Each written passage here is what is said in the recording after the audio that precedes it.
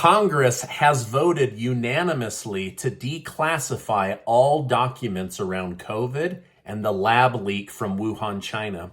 However, President Biden and the White House say, we don't want to release this information to the public. What is the White House hiding?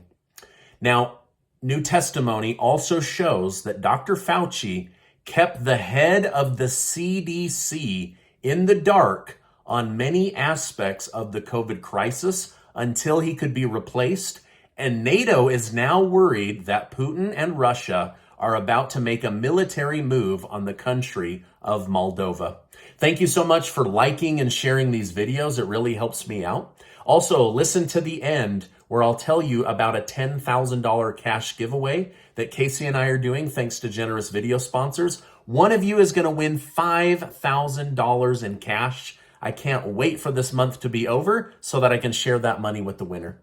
Now, China's president, Xi Jinping, has secured his third 5-year term as president of the People's Republic of China with the Chinese Communist Party.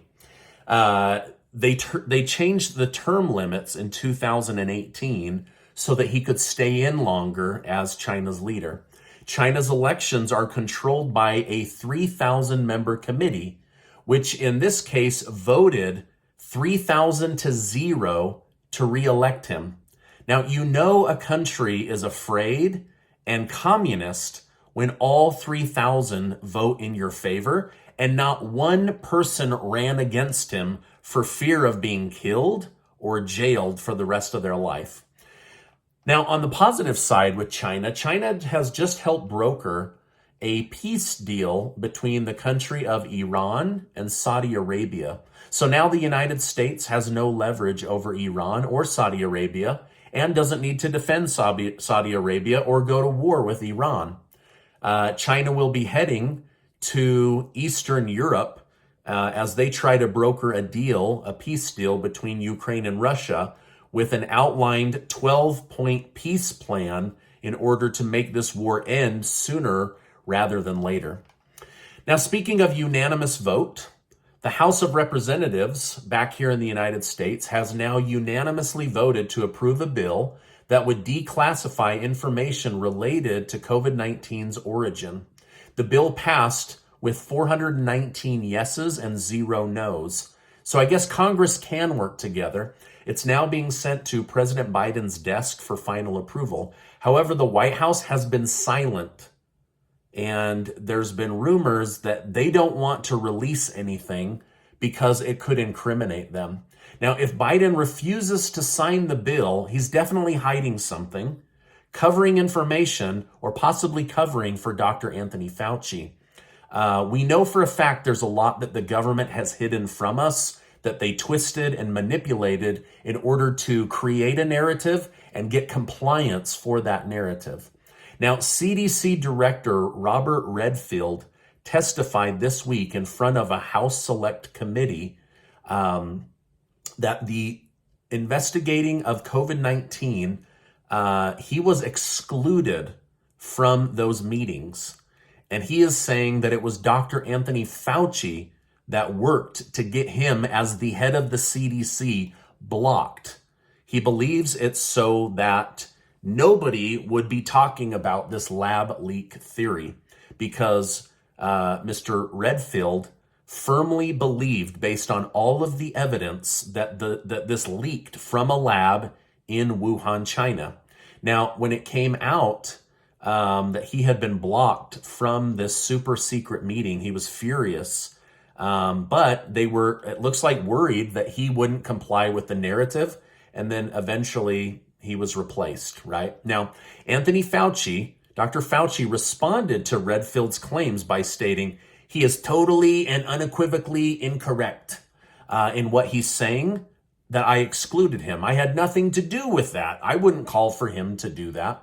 Now, if Fauci didn't call for the head of the CDC to be purposely and strategically blocked from these inside calls, then who did? Somebody did. Somebody left the head of the CDC out of these important conversations on purpose. Now, all Fauci admits was that he wasn't responsible. That doesn't mean that he didn't play a part in it. He just maybe didn't make the final call, right? So other than that, it was a total cover-up of this lab leak information. But for me, this is very concerning. Like, I wanted to trust the CDC during a nationwide pandemic. And yet the head of the CDC was blocked from many crucial conversations and then was ultimately replaced by Walensky, who did whatever Fauci told her to do, including lying and burying data to the American public, and then basically siding with all of the pharmaceutical companies, right? All right, Congress was just part of the biggest financial scam in world history. A U.S. Inspector General's report shows that $275 billion of taxpayer money was fraudulently accepted during the lockdowns. The government, whatever they touch turns to gold, right? Sorry, turns to crap, sorry. All right, now, it's kind of like when the government printed 7 trillion new dollars and then tried to blame inflation on Putin. It's like, oh, we printed all of this money and there should be no repercussions, but, oh, look over here at Putin, right? Sheesh. All right, now, Mayor Eric Adams of New York said the city cannot handle any more illegal immigrants. Then today he announced he wants to use New York taxpayer money to send these illegal immigrants to free college. So, I mean, if you're from New York, let me know in the comments down below. I mean, your money is just being used over and over again for some of the craziest purposes, but I don't live in New York, so you guys deal with your own mayor, right? All right, now, 2 Ohio Republican state lawmakers have been arrested for being a part of a $61 million bribe scam used to line their pockets in order to shift money over to a struggling nuclear power plant company. So they're in big trouble, and hopefully the money they got for that short period of time was worth it, because they're likely going to go to jail for a very long time. All right, while the White House is silent on the issue, they are very vocal about rising tensions along Ukraine's border, not the U.S. border, Ukraine's border. National Security spokesman John Kirby stated, Russia is forming a manufactured insurrection against the Moldovan government. Moldova is a small country that sits on Ukraine's border, which means Russia is eyeing another country outside of Ukraine. Now, remember, not too long ago, I broke the news on this channel that the Prime Minister of Moldova, out of nowhere, stepped down, said, I don't want to be governing this country anymore. Her only explanation to the public was that she was not the right leader for the job for what was coming. Nobody knew what she meant then, but now Russia appears to be eyeing Moldova. However, Kirby stated that he believes Moldova is capable of defending itself against the Russian military, so the United States now is not going to get involved, but will continue to monitor the intel. Russia has claimed that this is not a war with Ukraine over taking land. Basically, they're saying this isn't a land grab, but some worry that if they do conquer Ukraine, that they will head to Poland. If they make that move, then they could also make a move on Moldova, and then we would know that this was a land grab. But until they do that, it's all just hearsay, but these are stories that are big in the news today. All right, now back in Ukraine, Russia has just attacked with more missiles, which disabled off-site power of the largest nuclear energy power plant in Europe. This has happened 6 times now. When this happens, an on-site generator kicks on to prevent a nuclear meltdown. However, Ukraine only has enough diesel fuel for 2 weeks. If this keeps happening, this could lead to a nuclear disaster. Director General Rafael Grossi stated, each time we are rolling a dice, and if we allow this to continue time after time, then one day our luck will run out. How awful would this be? a nuclear meltdown that then drifts into Western Europe, this would be an absolute disaster. The Mexican Gulf cartel appeared to issue somewhat of an apology after 5 Americans were kidnapped and 2 of them killed. It started when 4 Americans took a trip to Mexico for a medical procedure. Then they were kidnapped. 2 of them ended up dying. And then another Mexican citizen got hit by a stray bullet. Now the cartel allegedly issued a statement.